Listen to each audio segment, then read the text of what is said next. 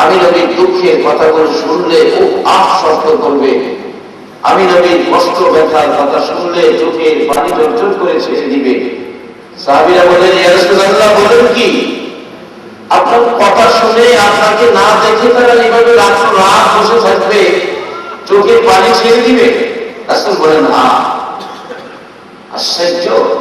রাসূল বলেন, শোনো, যারা আমাকে না দেখে আমার ভালোবাসায় বসে থাকবে, দুঃখের কথা শুনলে চোখের পানি ছাড়বে, তারাই হলো আমি রাসূলের বন্ধু। ওই হাদিসের পরে বোঝা যায় আপনারা যারা আমাদের বিস্তার ছেড়ে এইভাবে বসে আছেন, আপনারা বুঝি আমার রাসূলের বন্ধু। বললাম, রাসূলের পাকের বন্ধু হইতে পারলে আমাদের জীবন লাভ হবে না, লস হবে। তাহলে আজকে যারা এই শেষ রাত্রে, রাত্র তো শেষের দিকে, আসলে একটা কথা আছে, যার শেষ ভালো তার সব ভালো। আমরা কিন্তু সব ভালো পর্যায়ে পড়ছি, তাহলে আমরা যা পাইছি সব শেষ। কি বলেন? নবীগণের মধ্যে আমাদের নবী কি? আর শেষটাই বড় হয়। দেখবেন কোন অনুষ্ঠানে একের পরে বক্তব্য রাখে, যিনি মেন বড় মন্ত্রী, উনি কি আগে আসে না সকলের পরে আসে? সকলের পরে আসে বড়জন। তাহলে আমাদের নবী কি সকল নবীর মধ্যে ছোট না বড়? আসলেন কি সকলের আগে না পরে? সকলের পরে আয়সা এটাই বুঝাইলেন এখন শেষ। অর্থাৎ নবীগণের মধ্যে আমাদের নবী হলেন শেষ নবী, শ্রেষ্ঠ নবী, বড় নবী।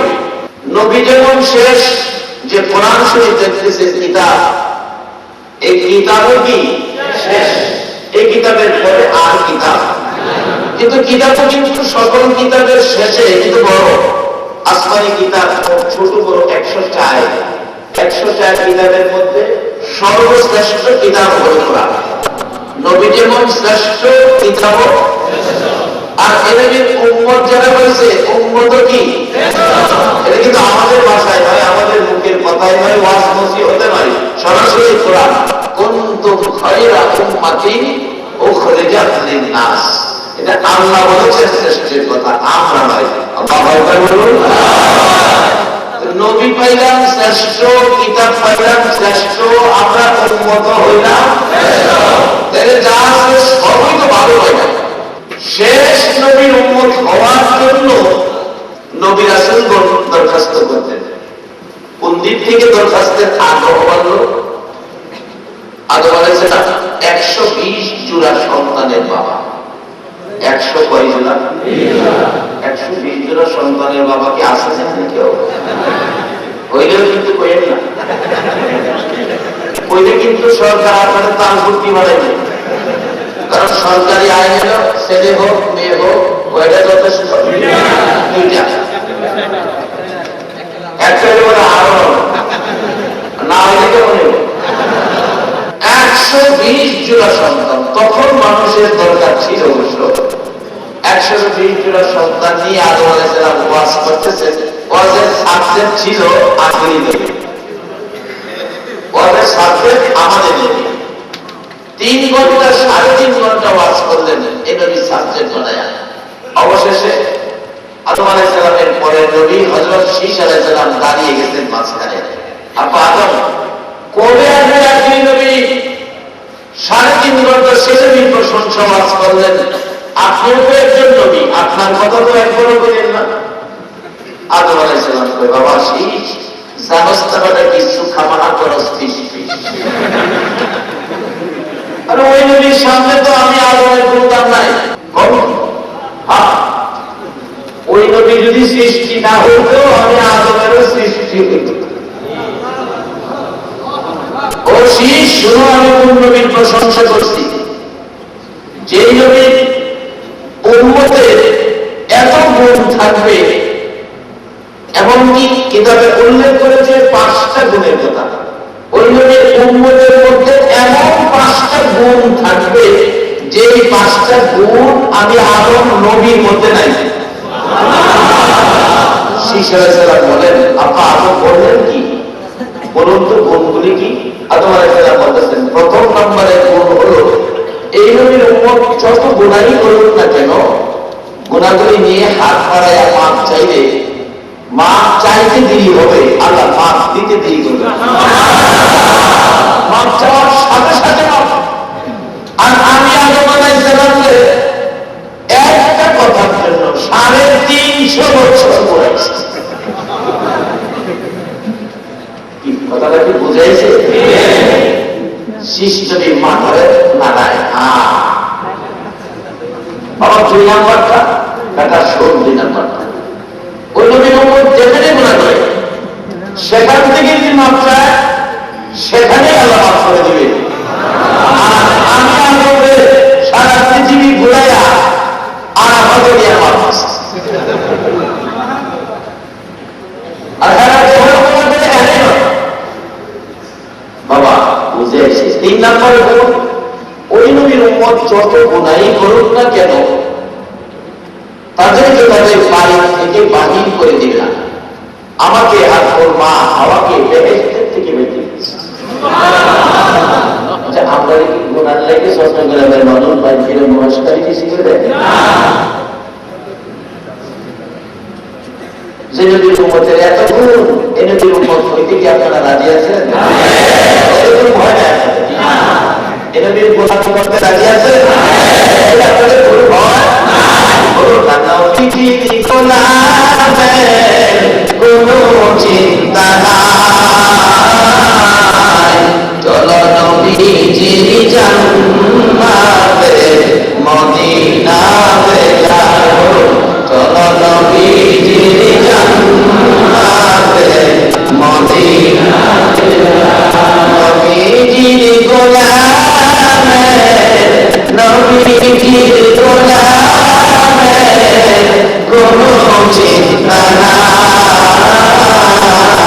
চলো নবীজির জান্নাতে মদিনাতে যাই, চলো নবীজির জান্নাতে মদিনাতে যাই। কঠিন হাসরের দিনে বেহেশতে যাবে না নবী উম্মত মিলে, কঠিন হাসরের দিনে বেহেশতে যাবে না নবী উম্মত মিলে, মাফ করিয়ে দিবেন আল্লাহ, মাফ করিয়ে দিবেন আল্লাহ নবীর ওসিলায়,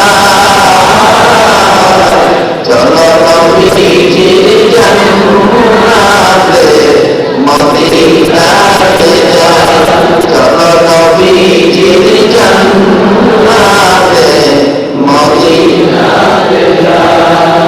কে যাবে মদিনা, মদিনাতে যাবে নবী উম্মতের মায়া, কে যাবে মদিনা, মদিনাতে যাবে নবী উম্মতের মায়া, দিনের রজনী যাবে দিনে, দিনের রজনী যাবে দিনে, শোয়ে রওয়া যায়, চলো নবীজির জান্নাতে মদিনাতে যাই, চলো নবীজির জান্নাতে মদিনাতে যাই। নবীজির গোলামে, নবীজির গোলামে কোনো চিন্তা নাই, চলো নবীজির জান্নাতে মদিনাতে যাই, চলো নবীজির জান্নাতে মদিনাতে যাই। নবীর গোলামীর খাতায় নাম লেখাইতে পারলে ভাগ্য ভালো হবে না খারাপ হবে? নবীর গোলামীর খাতায় নাম লেখাইছিলেন হযরত ওমর ফারুক রাদিয়াল্লাহু তাআলা। বাবারে রাতে তো শেষই, বাকিটা আমরা নবীর পক্ষে দিয়ে দেই, কি বলেন? আজ আছেন তো?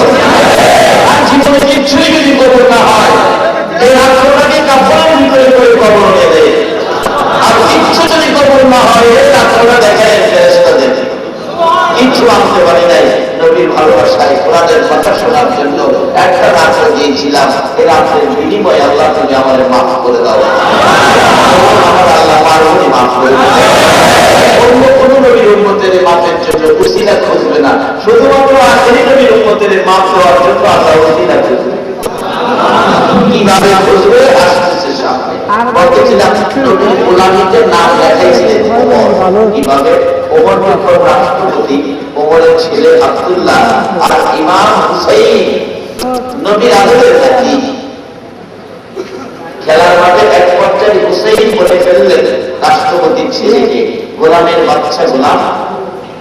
রাষ্ট্রপতির ছেলে করে কারে বেশি গোলামের বাচ্চা? আমার বাবা রাষ্ট্রপতি, আমার বাবারও গোলাম দিলেন, আমারও গোলাম দিলেন। বিচারটা কি হইব জানেন? আমার বাবা বাঘের বিচার করে, বাঘের বিচার ওই যার তোর বাপের গোষ্ঠ বাঘের বিচার করছে না।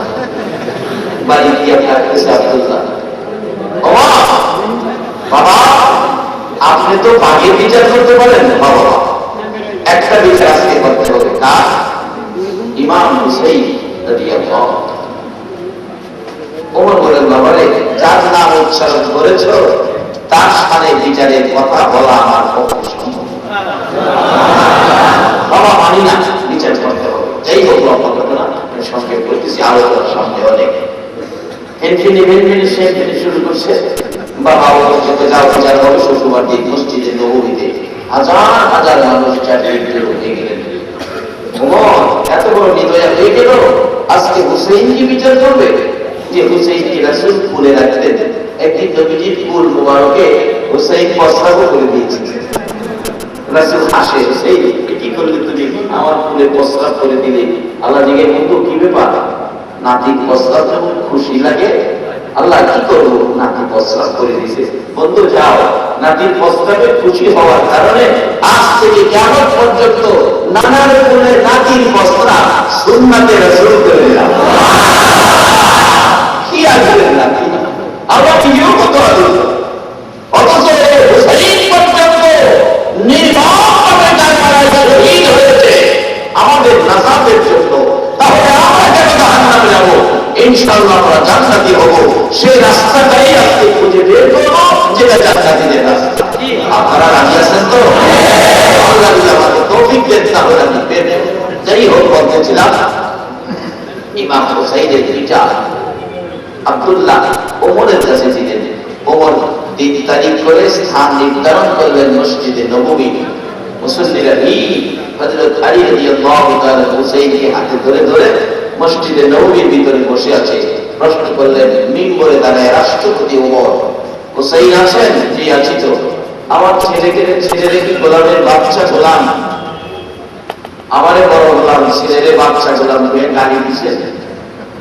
হ্যাঁ দিছি। তো আমাদের দেশের ছেলেরা তো অস্বীকার, মা শিখাই দিত, বলবি কথা কই নাই, মিথ্যা কথা কইয়া জান না আসলে এই কথাটা ঠিক নয়। মুসলমান জীবন দিতে পারে মিথ্যা কথা বলতে। প্রতিটি বিধান মুসলমানদের আদর্শ থেকে তারা মুসলমানদেরকে শ্রদ্ধা করে, এখনো শ্রদ্ধা করে। তার বাস্তব গত মাসের 18 তারিখ মাহফিল ছিল ভারতের ত্রিপুরা। তখন তাদের নির্বাচন তো সামনে। রাত 11টায় ত্রিপুরা সোনাপুরা থানার মাহফিলে মিনিমাম 30,000 লোক, তার মধ্যে অন্তত 5,000 হবে হিন্দু। ওই ত্রিপুরার মন্ত্রী নির্বাচন শুরু হয়েছে, তো তার সহমন্ত্রী নিয়ে রাত 11টায় স্টেজে 30,000 লোকের সামনে আমার পায়ের মধ্যে নমস্কার দিয়ে 5 মিনিট পড়ে রয়েছে। তাদের শ্রদ্ধা এখনো ইসলামের প্রতি, মুসলমানদের প্রতি আছে। শুধু কিছু লোকের আচার আচরণে বিশ্বজুড়ে ইসলামকে কলঙ্কিনী করে ফেলেছে। আল্লাহ তাদেরকে বিচার করো, ইসলামের ইজ্জত রক্ষা করো, সকলে করুন আমিন। মুসলমানদেরকে সকল জাতি শ্রদ্ধা করে, এটা শ্রদ্ধার জাতি, এটা শ্রদ্ধার ধর্ম। আসুন সেই ধর্মটাকে বুঝি, সেটাই জান্নাতের ধর্ম। জান্নাতে যাওয়ার একটাই দল, সেটা হলো আহলে সুন্নাত ওয়াল জামাত। আমরা এই জামাতের অন্তর্ভুক্ত হইতে রাজি আছি। ফারুক রাদিয়াল্লাহু তাআলা বলতেছেন, গোলামের বাচ্চা গোলাম গালি দিয়েছে? হুসাইন সঙ্গে সঙ্গে বললেন, হ্যাঁ আমি গালি দিয়েছি। হযরত আলী রাদিয়াল্লাহু তাআলা দাঁড়িয়ে বলতেছেন, ওমর বাচ্চাদের ব্যাপার এটা এত বড় চোখে না দেখে হালকা ভাবে দেখে এটা ছেড়ে দিলে হয় না। ওমর বললেন, আলী আপনি বসে, আপনাকে বলে নাই। আলী বসে গেছে, হুসাইন দাঁড়িয়ে গেছে, আমার আপুরে বসে দিলেন। বলেন কি বলবেন? আমার কি ছেলেরে গাড়িটা গোলামের বাচ্চা গোলাম তাদেরকে দিছে? দিছি তো। আচ্ছা আমি তো রাষ্ট্রপতি, আমি তো কোনো গোলামি করি নাই, আপনি আমারই গোলাম বললেন, বাচ্চারও গোলাম বললেন, আমি কই গোলামি করলাম, কার গোলামি করলাম? আপনি কথাটা যে বললেন। হুসাইন বলে, ও সকলের সামনে বড় কথা বলো না, আমি সব জানি। তাই জানি বললে বোঝা গেল কথাটার গুরুত্ব আরো আছে।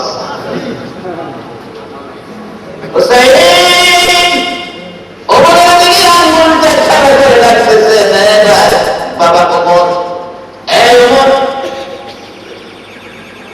সকলের সামনে বড় কথা বলো না, তুমি কি আমার নানার গোলামি করো না?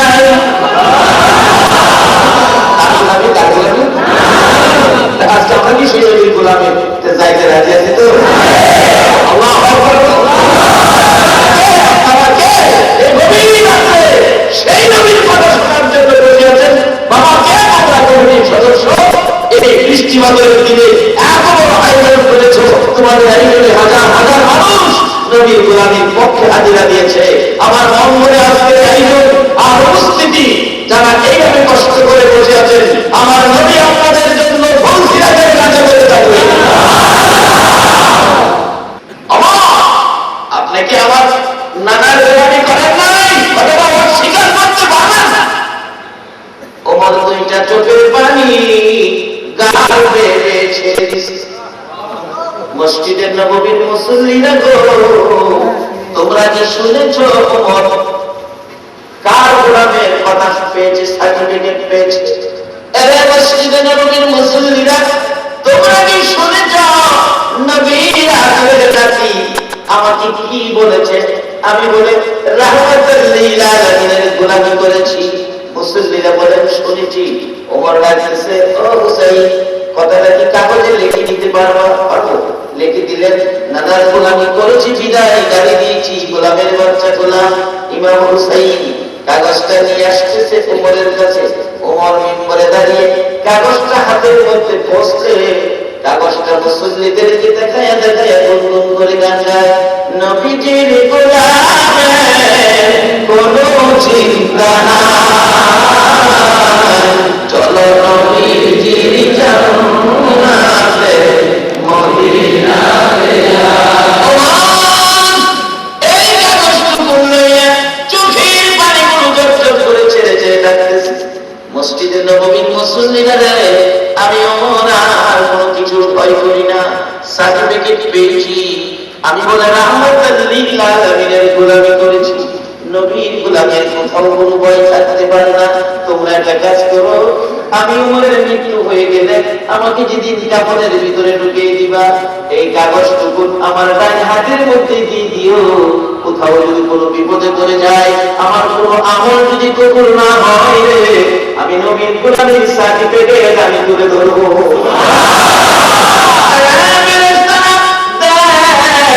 নবীর রাসূলের নাতি আমাকে সার্টিফিকেট দিয়েছে, আমার কাগজ দিয়েছে, চিঠি দিয়েছে, দলিল করে দিয়েছে। আমি বলে দুনিয়ার জমিনে নবীর গোলামি করেছি।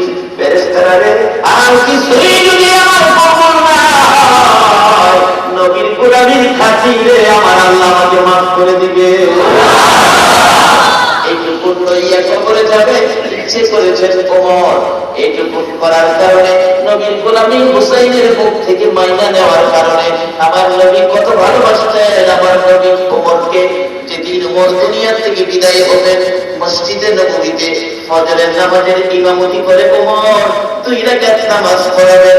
1 রাকাত নামাজ শেষ করে দ্বিতীয় রাকাতের মধ্যে দাঁড়াইতেছিল, সোজা হয় নাই, বাঁকা অবস্থায় পিছন থেকে ইহুদি ওমরকে হত্যা করার জন্য লম্বা ছুরি নিয়ে পিছনের কাতারে মুসল্লি হয়েছে, দাঁড়াইতেছেন, সোজা হইতে পারে নাই, বাঁকা অবস্থায় ডান দিকের এই কলিজা কলিজাটার মধ্যে ইহুদি উমরকে ছুরি মারছে, কলিজাটা সেতু করে পান দিয়ে গিয়ে বেরিয়ে গেছে। যে বিছানায় দাঁড়াইয়া রাহমাতুল লিল আলামিন নবী ইবাদত করতেন, ওই বিছানাটার মধ্যে ইয়া রাসূলুল্লাহ বলে চিৎকার করে কান হয়ে পড়ে গেছে। শক্তিশালী পুরুষ রক্তবাহিনী হইয়া মসজিদে নববী পুরাটা লাল হয়ে গেছে, মুসল্লিদের পায়ের নিচে রক্ত ঢুকে গেছে। মুসল্লিরা চিৎকার মেরে ডাকতেছে আর কাঁদতেছে, কার রক্ত মসজিদে নববী লাল হয়ে দিবে। ওমরের ছেলে আব্দুল্লাহ মিম্বরে দাঁড়িয়ে ডাকতেছে, দরজা বন্ধ করে দেন, আমার বাবাকে ছুরি মারছে, হত্যা করে ফেলেছে, দরজা বন্ধ করুন, আমি আমার বাবার হত্যার প্রতিশোধ নেব, বিচার করবো। ওমর ছোট্ট ছোট্ট সুরে ডাকে, এরে আব্দুল্লাহ আয় আমার কাছে আয়। প্রতিশোধ নয়, ইসলাম প্রতিশোধের ধর্ম নয়, ইসলাম ভ্রাতৃত্বের ধর্ম, ভালোবাসার ধর্ম, বন্ধুত্বের ধর্ম। আমার নবী শিক্ষা দিয়েছে ইসলাম ভালোবাসার ধর্ম, প্রতিশোধের ধর্ম নয়। বাবা আমাকে খুশি করার জন্য প্রতিশোধ দিতে চাইতেছো, প্রতিশোধ নয়, শুনে যাও, আমাকে খুশি করার জন্য প্রতিশোধ দিতে হবে না। একটা কাজ করো। কি কাজ বাবা? তুমি যাইয়া মা আয়েশা সাল্লাল্লাহু আলাইহি কাছে আমার পক্ষ থেকে 2টা হাত আমার কাছে বাড়াইয়া দাও। বাড়াইয়া বলবে, মা গো আমার বাবাকে ছুরি আঘাত করেছে, বাবা দুনিয়া থেকে বিদায় হয়ে যাবে।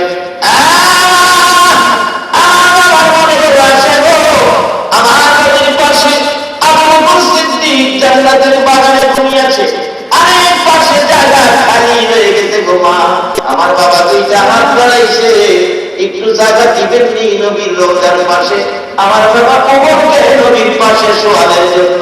আব্দুল্লাহ রে আর কিছুই চাই না রে, বিচার চাই না, প্রতিশোধ চাই না, আমার পারবে কি আমার নবী রাহমাতুল লিল আলামিনের পাশে শোয়াইতে।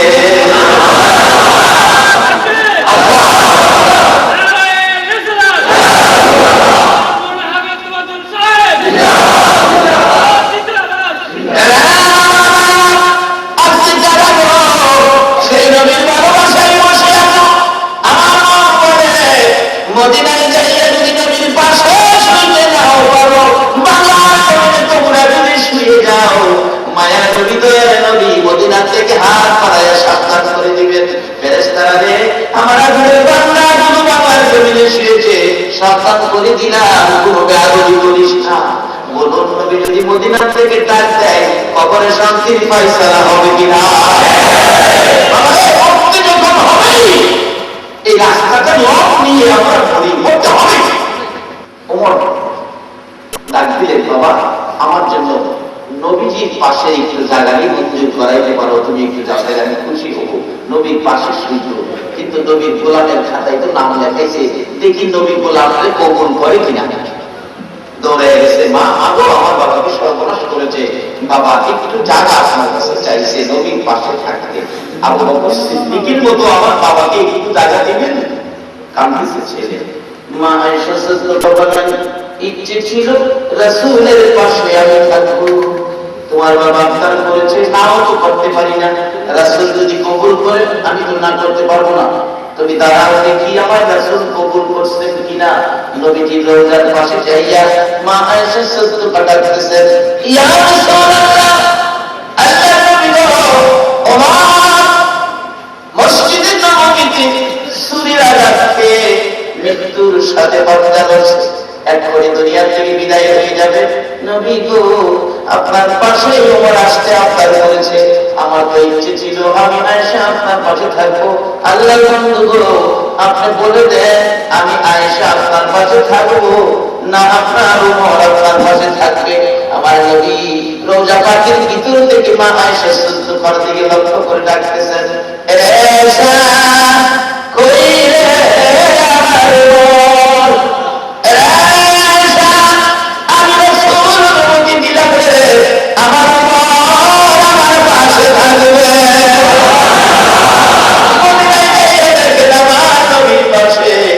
নবীর গোলামের খাতায় নাম লেখাইয়া ওমর জান্নাতের বাগানে ঘুমাইছে। এই নবীর গোলামের খাতায় নাম লেখানোর জন্য কিছু সময় আপনারা দিয়ে নবীকে বাড়িতে নিতে আপনারা রাজি আছেন কিনা? নিলে কি হবে? আসতেছি সামনে। ওমরের ছেলে আব্দুল্লাহ দৌড়াইয়া যাইয়া দেখে ওমর একবারে জ্ঞান হারা হয়ে গেছে, চোখ খুলে না, পাশে বসে চোখের পানি ছেড়ে ছেড়ে কাঁদতেছেন। হযরত আলী একটু পর পর ডাকতেছে, এবার ওমর বিদায় হতে চলেছ, রাসূলের গোলাম হইয়া রে। ও ওমর, বিদায় মুহূর্তে আমি আলী তোমার কাছ থেকে নসিহতপূর্ণ দুইটা কথা শুনতে চাই। হযরত ওমর চোখ খুলে না। হযরত ওমর ফারুক রাদিয়াল্লাহু তাআলা অপেক্ষায় ছিল নবীজির পাশে শুইতে পারবে কিনা খবর শোনার জন্য। এমন সময় ডাক দিয়ে বললেন, আব্দুল্লাহ বাবা, খবর শুনে নাও, আমার নবীর পক্ষ থেকে কবুল করেছে, নবীর পাশেই তোমাকে দাফন করা হবে। ওমর এই ডাকটা শুনে দুইটা চোখ খুলে চোখের পানিগুলো জর্জর করে ছেড়ে দিলেন। হযরত আলী বলেন, তখন আমি জীবনের শেষ কথা তার সাথে বলেছিলাম, হে ভাই ওমর, তোমার ভাইকে ভালো নসিব ভালো, তুমি নবীর পাশে বিছানা পেয়েছো, নবীর পাশে আবু বকর সিদ্দিকের মতো তুমিও ঘুমাবে। আমি তোমার কাছ থেকে দুইটা শেষ নসিহতপূর্ণ কথা শুনতে চাই। ওমর, দুইটা কথা কি আমাকে বলে যাবে তুমি বলো। হযরত ওমর চোখের পানি ছেড়ে ছেড়ে বলেন, আমার কাছ থেকে দুইটা কথা শোনার আগে তোমার কাছ থেকে আমি একটা কথা শুনতে চাই রে আলী। আমি দুইটা রাকাত ফজরের নামাজ ইমামতি করে আদায় করার জন্য দাঁড়িয়েছিলাম। একটা রাকাত শেষ করার পর দ্বিতীয় রাকাত আমাকে ছুরি মারছে আলী, আমার দ্বিতীয় রাকাত নামাজটা আদায় হলো না। আমার কানে কানে বলেছে ফজরের নামাজের সময় আছে আলী, আমি আমার বাকি এক রাকাত নামাজ আদায় করে কবরে যাইতে পারবো। কোন অবস্থায় গোলামিতে মনটা চাইলে আমার নবীকে দাইতে পাশে শোয়াই। এই নামাজ একটা রাকাত বাকি, শেষ মুহূর্তে জীবন যায় তাও আদায় করতে চাই। আর আমাদের জীবনে শত শত রাকাত নামাজ বাকি, আদায় হলো না।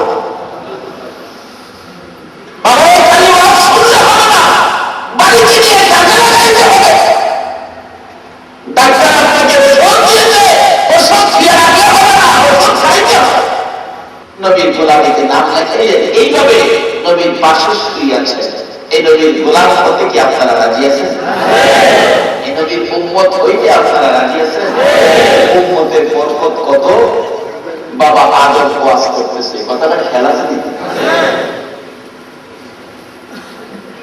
3 নাম্বার গুণ, ওই নবীর উম্মত যত ঘোরাই করুক না কেন তার বাড়ি থেকে বের করে দিবে না।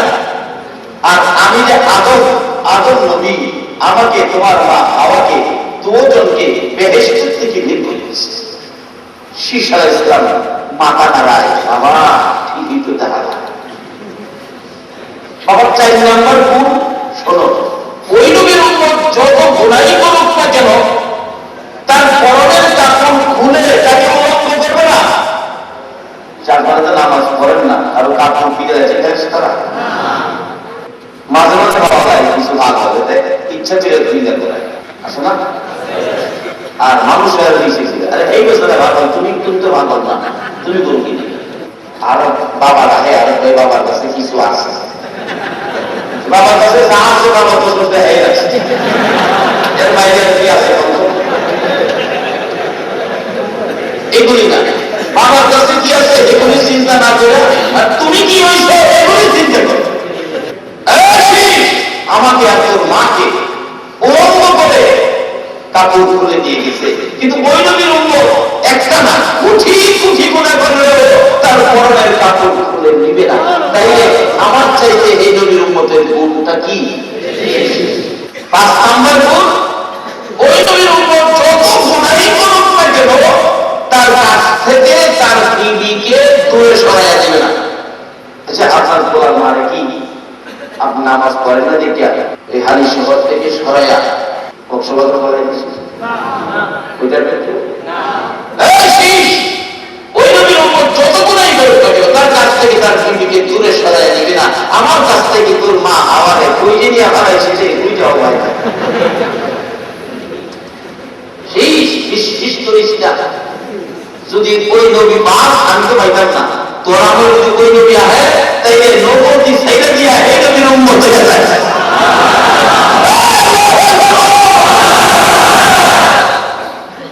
শুধু শীষ নবী না, এইভাবে আস্তে আস্তে শীষ আলাইহিসসালাম আরেকটা নবী এভাবে কইতে কইতে আইতেছে নবতী সাইডে দিয়া উম্মত হয়ে যায়। যদি পা ইদ্রিস আলাইহিসসালাম মেরাজের সফরে আমার নবী চতুর্থ আকাশে দেখা, রাসূল বলেন ইদ্রিস তুমি তো কতবার নবী চতুর্থ আকাশে সরাসরি আল্লাহর জান্নাতে গেলা, নাজ নিয়ামত খাইরা বেহেশতের দুধওয়ালা দেখছো, কি সুন্দর দেখছেন না? যদি দেখতে কাপড় কইলে খুইলে গেছে খবর থাকতো। 70 পেসের কাপড় পরলেও 70 পেসের কাপড়ের ভিতর দিয়া হুরের সুন্দর দেখা যেত। কালো বিবি যদি নবীর আশেক হয়, নবীর প্রেমিক হয়, নবীর কথা মতো চলে, একটা কালো বিবিকে হাসরের ময়দানে ওই রকম হুরের চেয়ে 70 গুণ সুন্দর বানায় দেওয়া হবে। 70 গুণ সুন্দর বানায় দেওয়া হবে। আসলে এমন এক ঘটনা ঘটবে, লম্বা হইতেছে, আপনাদের কষ্ট হবে না?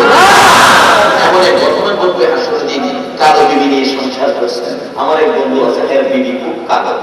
আমার তো ভাই কালো বিবি বিয়ে করেছে, বাবা একটা বিপদ আমার বাঁচাইছে, কি মানুষের গুনাহ থেকে বাঁচাইছে। কারণ আমারটা কাইলে দিকে আগের ভাই কেউ চায় কাইলে দিতে বলে কেউ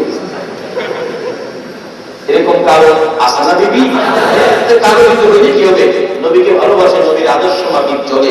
আসলে ইতিহাস খুঁজতে পাওয়া যায়, নবীর জীবনে খুঁজতে পাওয়া যায়, পুরুষের চাইতে নবীর ভালোবাসাটা মহিলাদের মধ্যে বেশি ছিল, আর মহিলাই লাভবান হয়েছে বেশি। আমরা যেই নবীর উম্মত, মাগো মহিলারা তোমরাই তো আল্লাহর জান্নাত আগে পেয়েছো। হযরত সুমাইয়ার জীবনে খুঁজতে পাবেন। সুমাইয়া ভালোবাসেন আমার নবীকে। আল্লাহু আকবার।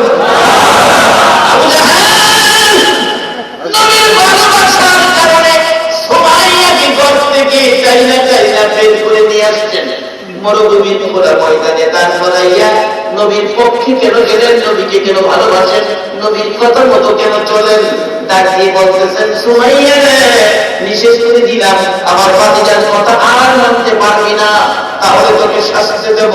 সুমাইয়া বলেন রে আবু জাহেল, তোমার ভাতিজার কথা মানার জন্য আমার আল্লাহ বলেছে আমি মানব, শাস্তি দাও আর যাই করো।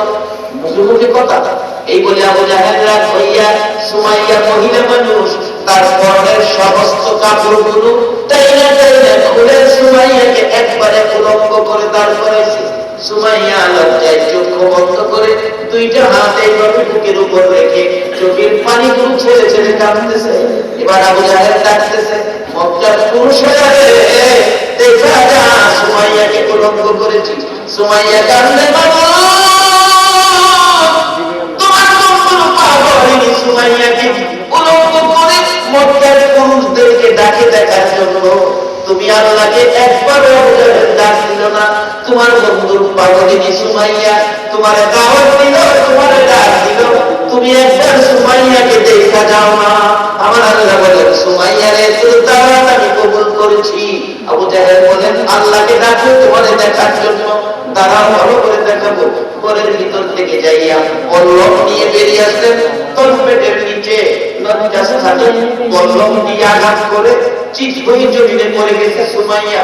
জিহ্বাটা বাহির করে দিয়ে চোখটা উল্টে গেছে, ডাকতেছে মাবুদ বলো তোমার বন্ধুর পাগলিনী, তোমার বন্ধুর ভালোবাসার জন্য আবু জাহেলের আঘাতে জীবন দিতেছে, তোমার দাওয়াত দিলাম তুমি দেখা গেল না। আমার আল্লাহ বলেন তোর দাওয়াত আমি কবুল করেছি,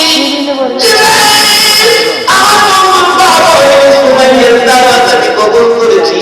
আমি দেখতে যাব, আমি কেমনে খালি হাতে যাবো জিবরাইল, আমার বন্ধু পাগল দেখার জন্য খালি হাতে যাওয়া যায় না। আমার জান্নাতুল ফিরদাউস ছাড়িয়া দে, আমি আমার সুমাইয়ার জান্নাতুল ফিরদাউস দান করে দিলাম। পৃথিবীতে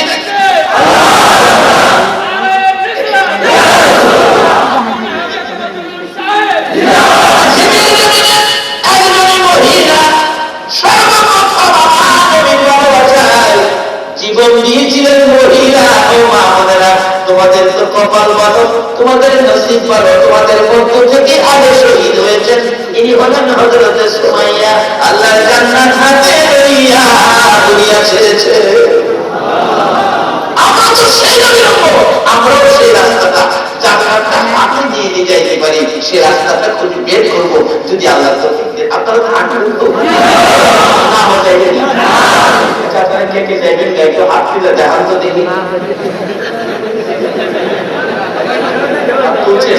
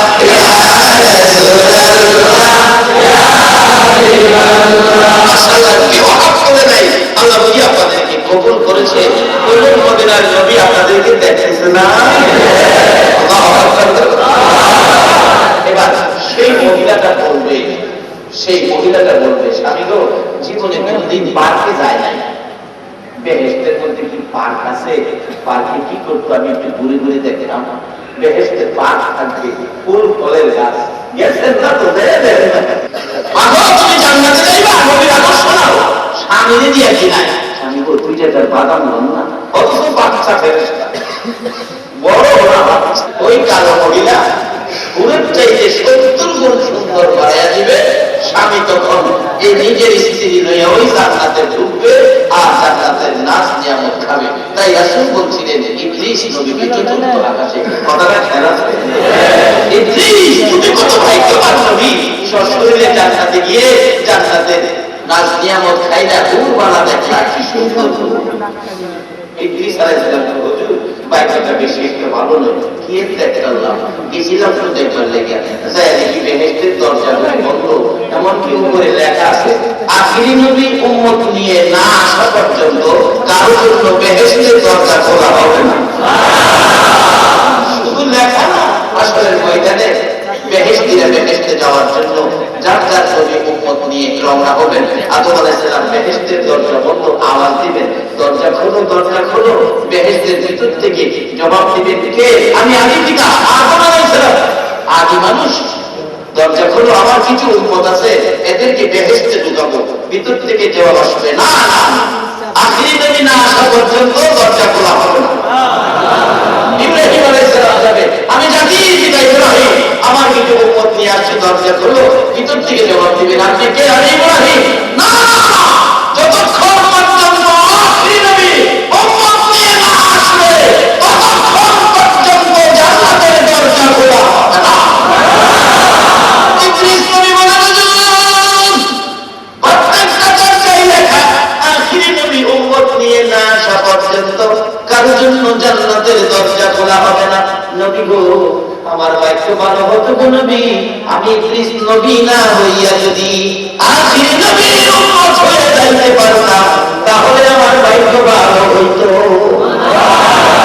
আজকে সরাসরি সেই নবীর উম্মত হয়ে আরামের ঘুম আরাম করে নবীর ভালোবাসায় যারা নিয়ে নবীর আলোচনা, কোরআনের আলোচনা শুনতে পারতেছেন, বলুন আপনাদের ভাগ্য ভালো না খারাপ? এই বাক্যটা বাইকটা নেই ভালোটা কিভাবে দিবেন? আমি পবিত্র কোরআন শরীফ থেকে, হাদিস শরীফ থেকে যা তালাওয়াত করেছি, সরাসরি এখন আলোচনায় ঢুকবো। আল্লাহ আমাদেরকে কবুল করুক, সকলে বলুন আমিন। এই কোরআন শরীফে আমাদের জন্য ওয়াজ করেছেন আল্লাহ নিজে। সর্বপ্রথম যা তালাওয়াত করেছিলাম, ইন্নাল্লাহা আশতারা মিনাল মুমিনিনা আনফুসাহুম ওয়া আমওয়ালাহুম বিআন্না লাহুমুল জান্নাহ। আল্লাহ নিজে ওয়াজ করেছেন, নিশ্চয়ই আমি আল্লাহ মুমিনদের সাথে ব্যবসা করি। জীবনে কত জায়গায় কত আল্লাহর সাথে ব্যবসা করছেন, আল্লাহর সাথে ব্যবসা করতে কেমন লাগে? আল্লাহ কয় নিশ্চয়ই আমি আল্লাহ মুমিনদের সাথে ব্যবসা করি।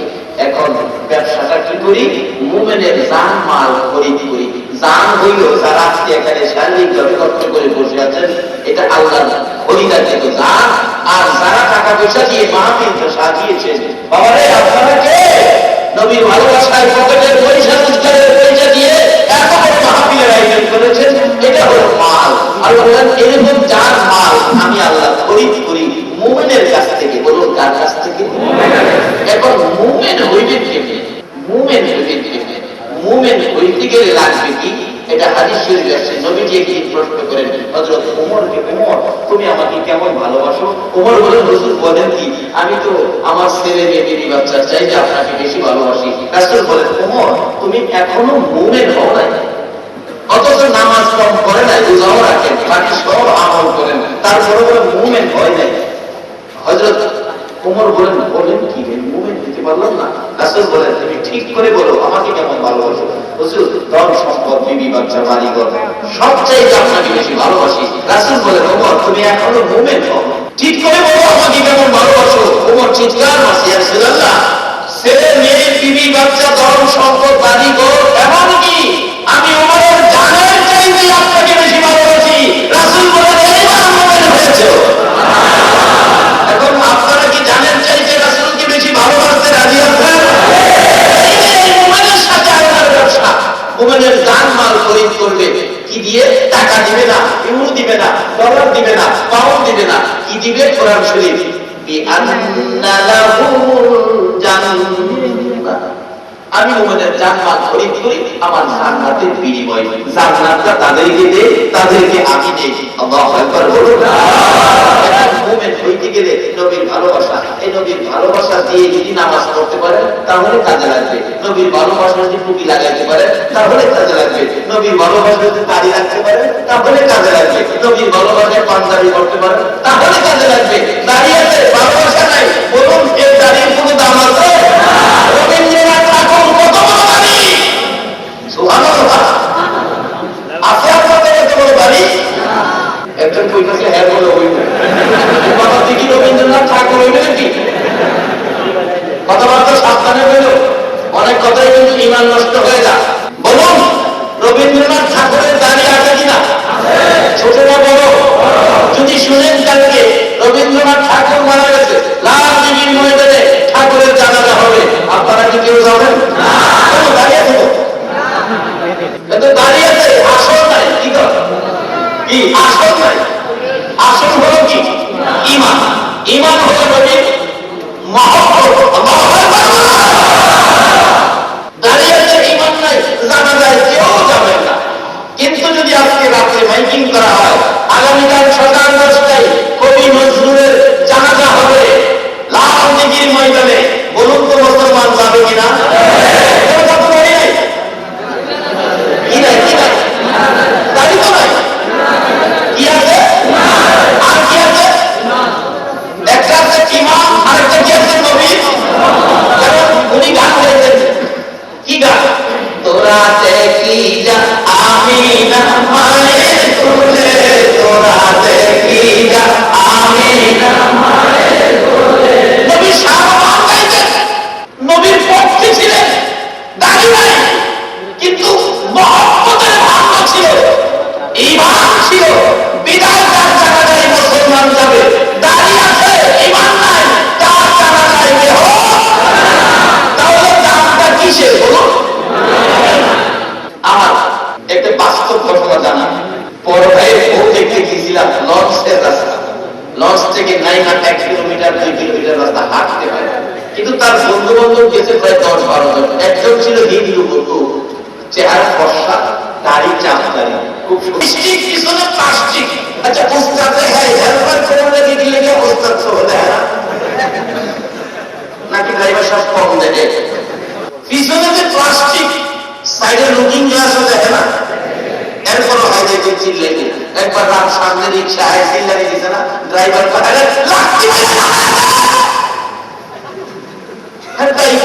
পরিষ্কার রাখা, ওরা আমার সুবিধা করে দেওয়া। এরপর কমান্ডার খাই চিল্লাইব, না চিল্লাইলে বলে লাঠি মেরে নামাই। আমার আমি একটা দায়িত্ব তোমাদেরকে দিয়েছি, সেই দায়িত্বটা আজ আল্লাহু আকবার ওয়া মালাইকাতুহু ইউসাল্লুনা আলান নবী। তোমাদের কাছ থেকে এটা আমিও চাই, যে কাজটা আমি আল্লাহ করি, আমার হাবিবের উপর দুরূদ ও সালাম পাঠ করি, ফেরেশতারা করে, তোমরা করো। তোমরা কারা? তোমরা সব না, কিন্তু তোমরা সব না। কোরআন শরীফ বলছে ইয়া আইয়ুহাল্লাযীনা আমানু, কাকে রাখছে? কাকে রাখছে? ঈমানদারদেরকে বলতে কাজ করার জন্য, সব মানুষকে বলে নাই।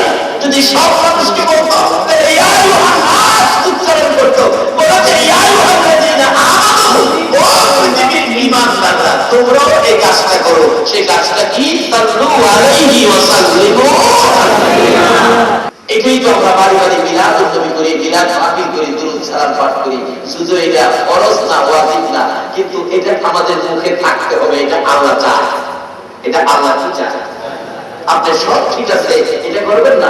আপনার ছেলেটা বিএ পাস করে নেন, এমএ পাস করে ঢাকাতে চাকরি পাইছে, মাসে 50,000 টাকা বেতন, আপনাকে মাসে 20,000 টাকা দেয়, কিন্তু ছেলেটা 10 বছর হয়েছে টাকা পাঠায়, বাড়িতে আয় না। বলুন মা বাবা খুশি না? টাকা তো পাঠাইছে, কিন্তু ছেলেটা বাড়ি পাইছে না। আর ছেলেটা বাড়িতে আইছে, একবার মারে মা পায় নাই, বাবারও বাবা পায় নাই। বলুন মা বাবা এত কিছু পাওয়ার পরেও মা বাবা খুশি না? দাদা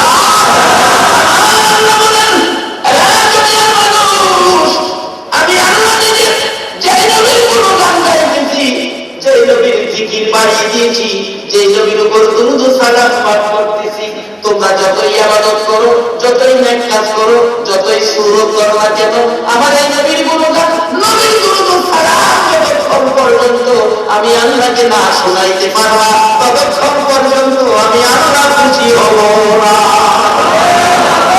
যেমন বাস্তব হলো, মা বাবার 20,000 টাকা মাসে দিলেন, মা বাবা এত টাকা পাইয়াও বাড়িঘর ফিটফাট ফার্নিচার একবারে নিত্য নতুন কি ডিজাইন সবকিছু পাইয়াও মা বাবা খুশি না কেন? ছেলেটা বাড়িতে আসে না, বাড়িতে আসার পরেও মা বাবা খুশি না কেন?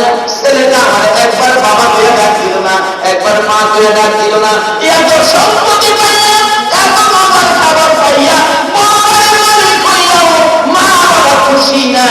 মা বাবা মুরব্বীদের কাছে বিচার দেয়, এর টাকা রাখবে না, বাড়িঘর রাখবে না, রোজগার লাগবে না, আমার ছেলের বইলা দিও, সে যেন আয়সা আমার একটা মা বইয়া ডাক দেয়, আমার একটা বাবা বইয়া ডাক দেয়, তাহলে আমরা পরিবারে শান্তি পাবো। শুধু টাকা দিবে, বাড়িঘর করে দিবে, মা বলে ডাকবে না, বাবা বলে ডাকবে না, আমরা মা বাবা শান্তি পায় না। বলো ঠিক কিনা বলো? শুধু একটা ডাক দিলে খুশি পাবো। এই নদীকে ডাকতে, নবীর আদর্শ ধরতে, নবীর কথা মানতে, বলুন আপনারা রাজি আছেন কিনা? এই নবীর পক্ষে যাইতে আপনারা রাজি আছেন কিনা? রাত্র যখন কবি বসিয়েছেন, এটা প্রমাণ করে নবীর পক্ষে আছেন। নবীর পক্ষে গেলে কি বাজেট দেখেন না, কি বাজেট দেখেন না, নবীর পক্ষ নিয়েছেন।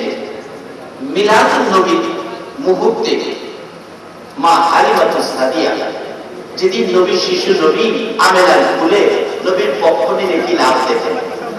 আমেনার কুলে শিশু নবী হালিমাতুস সাদিয়া, মক্কার কথা ছিল ভালো বংশের সন্তানাদি হলে নিজেরা লালন পালন করতেন না, ইজ্জতের হানি হতো। গ্রাম দেশ থেকে লোকেরা নিয়ে যেত লালন পালনের জন্য, এর বিনিময় দিত, বিনিময় পাইত। লোকেরা এসে চাকরির সন্তানাদি আছে, আমেনা কই আছে তো, বাবারে পাঠাও, বাবা নাই, আমার সন্তানটা এতিম। ও এতিম, এতিম নিলে কোনো লাভ হবে না, এতিম নিলে কোনো লাভ হবে না। আচ্ছা আপনারা কি এতিম নেওয়ার পক্ষে না না নেওয়ার পক্ষে? কি লাভ পাবেন এই নবী নিতে পারেন? আপনারা বসে আছেন, নবী নিয়ে যান। এবার হালিমাতুস সাদিয়া এইভাবে আসতেছেন, লোকেরা এতিম বলে কেউ নিতে রাজি হলো না। হালিমাতুস সাদিয়া ডাকছিলেন, বাড়িতে কেউ আছেন? সন্তানাদি আছে? আছে তো, বাবারে পাঠান, বাবা নাই। হালিমাতুস সাদিয়া বলেন, তোমার নাম কি? আমার নাম আমেনা। ও আমেনা, তোমার ছেলের বাবা নাই, এই জন্য কেউ দেয় না, এতিম। আর আমিও গরিব বলে আমার কেউ ছেলেকে দেয় না। আমি বলবো তোমার এই চিন্তা আমি একটু দেখি, দেখাইবা নেই বা না নেই, এক নজর দেখা যায়। হালিমাতুস সাদিয়া ডাকছিল, আপনারা বলেন আসো দেখা যাও।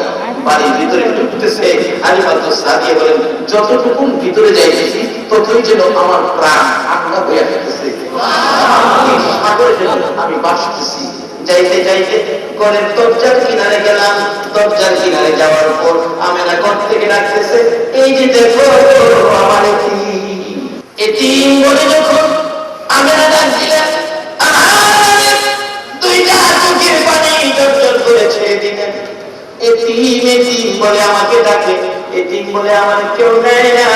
আমার আল্লাহ বলে, বন্ধু গো তুমি কেঁদো না গো বন্ধু, এতিম বানাইলাম মানুষের ভালোবাসা তোমার প্রতি আদায় করার জন্য। ও বন্ধু কথা দিলাম, এতিম বলে বলতে তোমার কেউ ভালোবাসে গো, আমি আল্লাহর ভালোবাসা তার আদায় করব। তার বাস্তবতায় আসুন হালিমাতুস সাদিয়া এতিম নবীর ভালোবাসায় সামনে বাড়তেছে। দরজাটার মধ্যে দাঁড়াইয়া দেখে, এটা কেমন এতিম রে, এটা যেন একটা পূর্ণিমার চাঁদ উদয় হয়ে যাচ্ছে, যেন আলোকিত হইয়াছে। শিশু নবী শুইয়াছে, হালিমাতুস সাদিয়া দরজাটার মধ্যে দাঁড়াইয়া এক নজর তাকাইয়া আর সহ্য করতে পারে নাই। নবীর সুন্দর চেহারা দেখে, পূর্ণিমার চাঁদের মতো উজ্জ্বল দেখে গুনগুন গুনগুন করে গান গাইতে শুরু করেছে। মা আমিনার কোলে দেখো চাঁদ উঠেছে, মা আমিনার কোলে দেখো চাঁদ উঠেছে, যার প্রেমেতে জান পয়দা হয়েছে, আইরে যার প্রেমেতে জান পয়দা হয়েছে। মা আমিনার নয়নে মতি সৃষ্টি কুলের সেরা তিনি, মা আমিনার নয়ন মতি সৃষ্টি কুলের সেরা তিনি, যিনি বলি ফেরেশতারা সব পাগল হয়েছে, যিনি বলি ফেরেশতারা সব পাগল হয়েছে, যার প্রেমেতে জান পয়দা হয়েছে, আইরে যার প্রেমেতে জান পয়দা হয়েছে। আমি বলেন তোর এতিম আমার খুলে দে, আমি এতিম পালাইয়া যাইতে রাজি না। হালিমাতুস সাদিয়া সামনে বেড়ে শিশু নবী, আমার আপনার নবী, যেই নবীর পক্ষে বসে আছেন, এই নবীকে এইভাবে দুইটা হাত বাড়ায় টান দিয়ে খুলে নিলেন। হালিমা বলেন, নবী খুলে নেওয়ার পর, নবীকে নেওয়ার পর আমার ভাগ্য কতটুকু ভালো হয়েছে। সর্বপ্রথম পুরস্কার, আমার স্তনের মধ্যে দুধ ছিল না, দুধ শুকিয়ে গিয়েছিল, এক ফোঁটা দুধও বাহির হতো না। আল্লাহর কসম করে বলেন, এই নবী খুলে নেওয়ার পর আমার সুন্দর স্তনের মধ্যে দুধের জোয়ার ছেড়েছে। এই নবীকে নিতে পারলে আমাদের লাভ হবে না, লস হবে। হালিমাতুস সাদিয়া বলেন, ও ভাইবোনেরা, তোমরাও সেই নবীর মিলাদের পক্ষে আসো, সেই নবীর মায়ায় আসো, সেই নবীকে ভালোবাসতে শিখো। হালিমাতুস সাদিয়া বলেন, শিশু নবী কোলে লইয়া ঘর থেকে বাহির হলাম। যাইতে যাইতে সোয়ারির কাছে গেলাম, সোয়ারিটা দুর্বল ছিল, পিছনে পড়ে যাইতো, হাঁটতে পারতো না।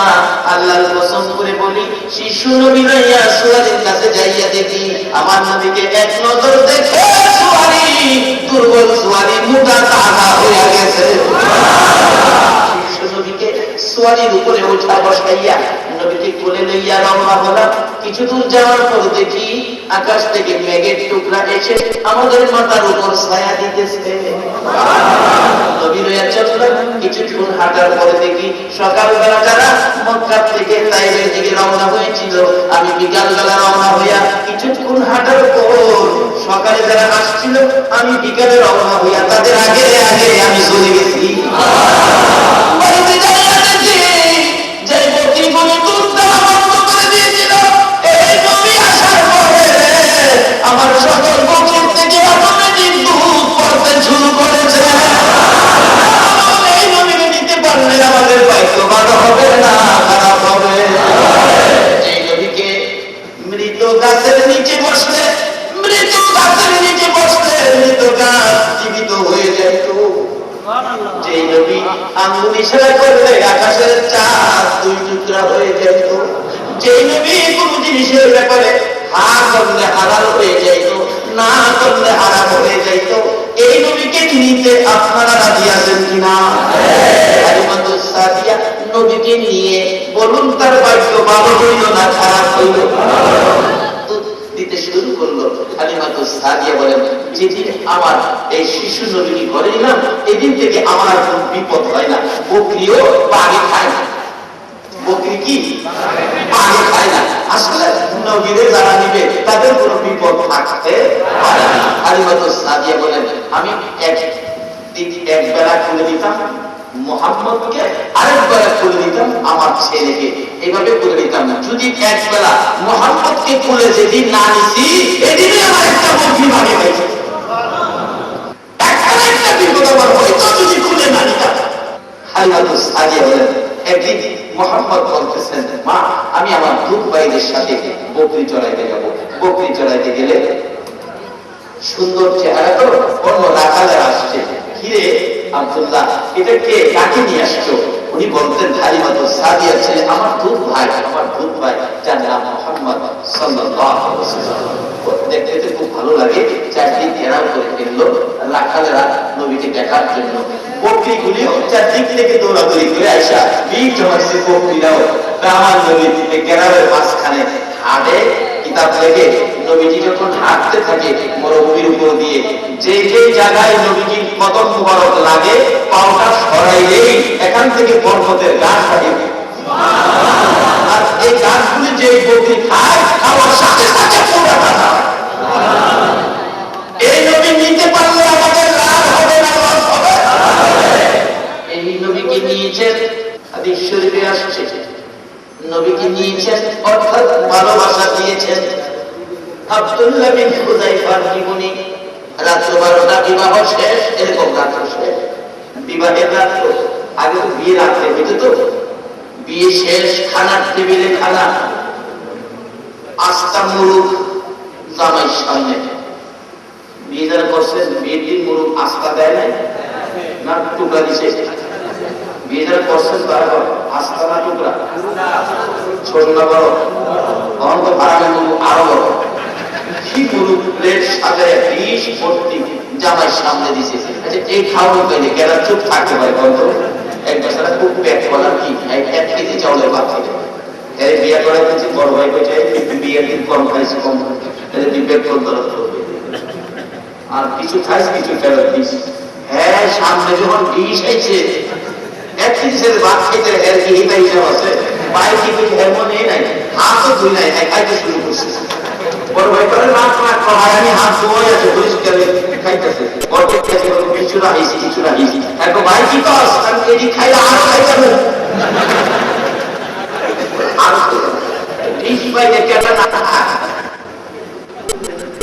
আব্দুল্লাহ বিন হুযাইফা সামনে বড় সঙ্গীরা সব বসে আছে, রাত্র গভীর। এমনি সময় নবীজির পক্ষ থেকে একটা চিঠি নিয়ে নবী আব্দুল্লাহ বিন হুযাইফা মাত্র বিবাহ করেছে, বর বুলা জামাই দরজায় দাঁড়ায় রাখছে। সাহাবী, রে আব্দুল্লাহ বিন হুযাইফা, মুরুগে হাত দিস না, নবীর পক্ষ থেকে চিঠি আসছে, চিঠিটা হাতে নাও। কার পক্ষ থেকে চিঠি আসছে? চিঠি যদি তোমাদের কাছে আসে, তোমরা কি চিঠিটা নিতে দাঁড়িয়েছো? তোমার কত আগুন আল্লাহর কাছে জানো?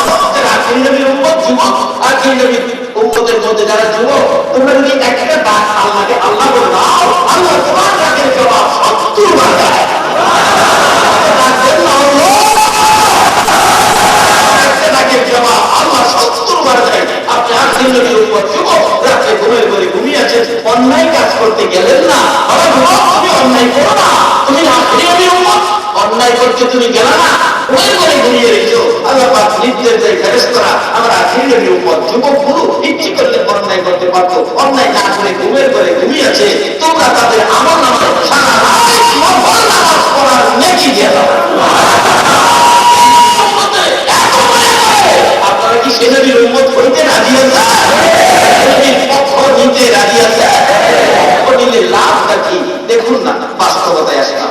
আব্দুল্লাহ বিন হুযাইফা চিঠির দিকে তাকাইয়া চোখের পানি ছেড়ে দিলেন। কার চিঠি রে? রাসূলের চিঠি তোমার কাছে আসছে। চিঠিটা হাতে নিয়ে খুলে দেখে লেখা, রে আব্দুল্লাহ বিন হুযাইফা, যেখানে থাকো, যে অবস্থায় থাকো, আমার চিঠি পাওয়ার সাথে সাথে আমি রাসূলের সাথে সাক্ষাৎ করো, আমি রাসূলের সাথে সাক্ষাৎ করো। কালকে সকালে হুনাইনের যুদ্ধ হবে, এই যুদ্ধের প্রধান সেনাপতি তোমাকে বানাইছি। এখন খায় নাই, মাত্র বিয়ে করছে, জামাই খায় নাই, খাও সামনে চিঠি আসছে নবীর পক্ষ থেকে। কালকে সকালে হুনাইনের যুদ্ধ হবে, প্রধান সেনাপতি তোমাকে বানাইছি, দেরি করো না, তাড়াতাড়ি সাক্ষাৎ করো। আব্দুল্লাহ বিন হুযাইফা নতুন বিবির দিকে তাকায় না, মুরুগের দিকে তাকায় না, সঙ্গে সঙ্গে মাথার মুকুট খুলে ফেলে দিয়ে একটা টুপি পরে ঘোড়াটার মধ্যে উঠে চাবুক মারছে। ঘোড়া রে আমার রাসূল অপেক্ষায়, যা যা রাসূলের সামনে হাজির হয়ে যা। দৌড়াইয়া গভীর রাত্রে নবীর সামনে হাজির হয়ে গেছে।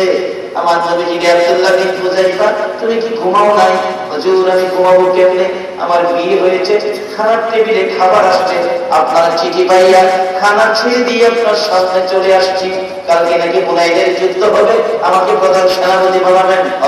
এমনি নতুন বিবির হাতের একটা চিঠি গেছে, স্বামী গো চলে গেলা, একটু দেখা করে গেলা না, একটু আসো দেখা করে যাও। স্বামী হিসাবে তোমাকে দেখে দেয়, তুমি স্ত্রী হিসাবে আমাদের দেখে যাও। চিঠিটা ছিঁড়ে ফেলছে। রাসূলের চিঠির পর কারো চিঠি আমি নাম দেই না। আরেকটা চিঠি গেছে, ছিঁড়ে ফেলছে। 3 নাম্বার চিঠিটা রাসূল দেখেছেন। এর আব্দুল্লাহ বিন হুযাইফা, কার চিঠি ছিঁড়ে ফেলছো, কার চিঠি? হুজুর আমার নতুন বিবি চিঠি পাঠাইছে। কেন? একটু দেখা করার জন্য। যাও আমি অনুমতি দিলাম। দৌড়ায় বাড়িতে গিয়ে দরজায় দাঁড়িয়ে রয়েছে। বিবি ঘরের ভিতর থেকে ডাকে, স্বামী একটুখানি সময়ের জন্য ভিতরে আসো। চোখের পানি গাল বেয়ে বেয়ে ছেড়ে দিলেন। বিবি গো, রাসূলের চিঠি পাইয়া ঘর থেকে বেরিয়েছি,